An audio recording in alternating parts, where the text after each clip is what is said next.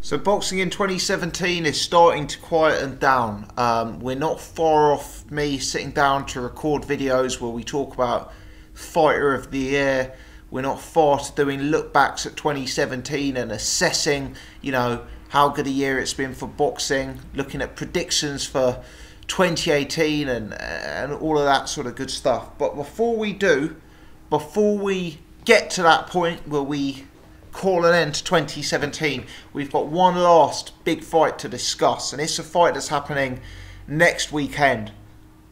For my money, it's a very good fight. Billy Joe Saunders takes on David Lemieux. Sorry, I've got a police driving past. Not for me, I promise. Anyway, so the fight's taking place. It's taking place in David Lemieux's backyard in Canada for the WBO World Middleweight title. And for what it's worth, the bookmakers have this a very, very, very even fight. Billy Joe Saunders a slight favourite, a shade of odds on. David Lemieux around the even money mark. David Lemieux, 28 years old, 38 wins, 3 losses. Of the 38 wins, 33 have come by way of big knockout, which has given Lemieux and cemented his reputation as a big puncher. Only of the 3 defeats, 2 of them have come by way of knockout loss. Moving over to Billy Joe Saunders, undefeated, 25-0 with 12 wins by way of KO. So let's just have a look at David Lemieux's resume before we start breaking this one down. Took 2 losses famously to Marco Antonio Rubio, and then again next time out against Joaquim Alcine. Probably butchered that name. More recently a loss to Gennady Golovkin, but some notable wins. Gabriel Rosado, Hassam Ndam and Jikum. Glenn Tapia scored a chilling knockout not too long ago in 2017 against Curtis Stevens. And, those sort of wins mean that BoxRec have Lemieux rated as high as number 7 in their middleweight division. I don't think that's far off. I think you can comfortably make an argument David Lemieux is towards the top 10 of the middleweight division. You'd have him slightly behind the likes of a Canelo, a Golovkin, a Saunders, a Jacobs, but he's in the conversation for the fighters just after them. As for Billy Joe Saunders, for me, a very, very underrated resume. If you look at Billy Joe Saunders, he's actually beaten some very, very good fighters. He went on that streak of beating undefeated fighters and beating good fighters at British level. He beat Jared Fletcher when he was 12-0. He beat Nick Blackwell, beat Matthew Hall, took Spike O'Sullivan's O, took John Ryder's O, took Emmanuel Blandamura's O, took Chris Eubank Jr.'s O. Sorry. Beat Andy Lee, beat Willie Monroe Jr. Some real decent names. Look at what Chris Eubank Jr. is doing in the super middleweight division and in the super middleweight series now. Andy Lee's got some big victories in his day. Billy Joe Saunders should not be overlooked from a resume perspective, and for what it's worth, BoxRec have him at number 6 in their division, 1 place ahead of David Lemieux. So anyway, these 2 guys are squaring off, and it's a good clash of styles. Billy Joe Saunders, it was presumed he would get a big money unification fight with the winner of Golovkin Canelo. Obviously those 2 drew. It looked like they are headed towards a rematch, and as such, this fight has been made. An exciting fight. Let's talk styles. David Lemieux, an aggressive fighter, believes in his punching power, looks to throw punches with bad intentions. Big knockout wins on his resume I've already referred to. Chilling knockout wins on occasion, such as the Curtis Stevens one. A guy who's a decent body puncher. He likes to put power punches together. He likes to throw hooks, maybe hooks to the body, come up the middle with uppercuts. Looks to close down the range and get his best work off.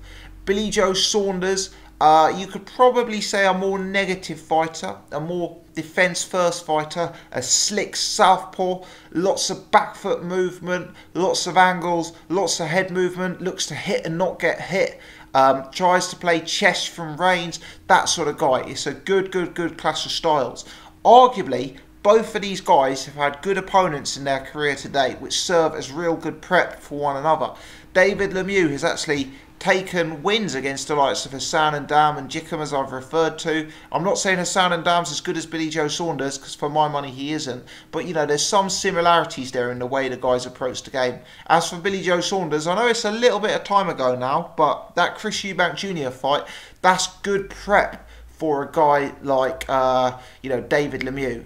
Very, very many differences between Chris Eubank Jr. and David Lemieux, but also some similarities there. Look, I've been a fan of Billy Joe Saunders from the early days. Long-time viewers, people who've been watching this channel since 2013, 2014, you know, those sort of dates will know that I was talking up Billy Joe Saunders' chance as a world champion from the early days. I picked him to beat Andy Lee. I picked him to beat Chris Eubank Jr. I've always thought he just had that extra step, that extra little bit he could raise his game to. And I'm hoping right now he's going to be coming into his prime. He's 28 years old. He's got the benefit of big experience and big fights behind him. He seems to have renewed dedication to the sport. He's working with Dominic Ingle. He's moved himself away from home, away from his circle of friends, and he's putting renewed dedication and renewed efforts into making himself the best he can be. We've constantly seen a Billy Joe Saunders who's remained undefeated, but we've constantly seen him underperform because his stamina has lessened in fights. He's given up late rounds. He's faded out of fights he should have won a lot more comfortably, and we're hoping that now, with his renewed dedication, with his new training setup, he can be in a position to put those days behind him and you know, to be a 12-round fighter who can capitalise on early leads he sets up. I look at these two guys. David Lemieux, for me, is a guy who is a very, very, very good fighter, but fundamentally can be beaten through technique. We saw Golovkin do it, and obviously Billy Joe Saunders doesn't have many of the attributes Golovkin does have, but we saw how Golovkin used ranged, used a jab, used straight punches to not only get his work off on Lemieux, but also to avoid Lemieux's offense. How many times in that fight does Lemieux look to jab Golovkin, have his jab come up short, and then by the time he looks to transition into range to get his work off, Golovkin's used his footwork to move out of the way. You know, I think Billy Joe Saunders actually has the beating of David Lemieux from a styles perspective. Saunders is a fluid operator. He's a smooth, slick mover. This is a guy with excellent footwork, excellent head movement, excellent upper body movement. Lemieux's got short arms. You know, for my money, Lemieux looks to use that jab, not really as like a Vladimir Klitschko type jab, but a jab to allow himself to get into range, to set himself, and then to start getting his power punches off. The difficulty is, I don't think he's going to find a home for that jab against Billy Joe Saunders. And by the time he does look to work himself into range, I think Saunders should be able to wheel out. I think Saunders should be able to establish movement, create distance again, and get his own work off. And whilst David Lemieux is a guy who does look for those power punches, sometimes what that means is he's there to be countered. You look at Lemieux, I've watched some tape of Lemieux before sitting down to film this video to refresh myself. There is a tendency to miss. He throws an uppercut up the middle that I think misses quite regularly. Sometimes he looks to throw those power punches without really building his offense. He can be a bit inaccurate, and a guy like Billy Joe Saunders has excellent timing, good hand speed, and should be able to bank punches against him and, you know, bank some counters against him. And I think Billy Joe Saunders will probably outclass David Lemieux from a boxing standpoint. I think Saunders' movement, Saunders' timing is just going to be a little bit too much for Lemieux. Now, Lemieux's very, very, very dangerous. Lemieux's got a lot of experience. He's got a lot of knockouts. And if Saunders does what Saunders has done time and time again in his career, which is start well and then fade and get sucked into a scrap he doesn't need to be involved with, a guy like David Lemieux certainly has the power to have big effect in this fight. And I'm sure there will be occasions where Saunders does have to take one or two on the whiskers. But Saunders has shown a good chin in his career today. I also believe he's very, very good at riding punches, and even when he does take punches, it's very rare that he takes them completely flush. Usually he's bobbing and weaving and kind of moving with the punch to slightly lessen its effect. And I think he can use range, distance, movement, jab, counters, and just I think he'll have a slight advantage in terms of sharpness over David Lemieux. One thing that Saunders needs to be mindful of is the judging. He's fighting away from home in front of a fan favourite in their backyard. Saunders is not the biggest puncher in the world. He has a knockout ratio below 50%, and he's going to this guy's backyard. Lemieux is probably going to be the guy on the front foot. Lemieux is going to be the guy forcing the pace. Lemieux is going to be the guy throwing the heavier lever. When they do land, Lemieux might be the puncher out of the two. In fact, we suspect that he will be. Saunders has to be mindful of that. He's got to be aware of the visual impression of fighting away from home against a more aggressive guy, where his style, his come forward style, his aggression that Lemieux represents may well be favoured by the judges' scorecards. So Saunders got to be sharp. He can't afford to think that he's well up in the fight and give away the last 3 or 4 rounds. He can't afford to really let Lemieux set his feet and get his work off.